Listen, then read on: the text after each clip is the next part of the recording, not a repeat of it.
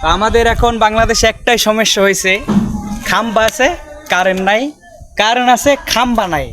তো খাম্বা নিল কোন চুরে লেখা আছে খাম্বায় খালি গুপ্ত গুপ্ত। আসলে বাংলাদেশে কি একটা চলতে আছে, তেলের এমন সংকট দাঁড়াই গেছে, পরীক্ষা এখন বর্তমান চলতে আছে।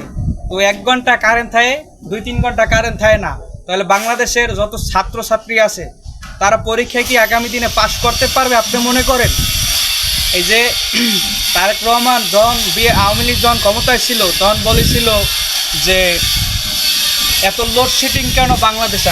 এখন আমি বলতে চাই সে ক্ষমতায় থাকা সত্ত্বেও এখন কেন লোডশেডিং?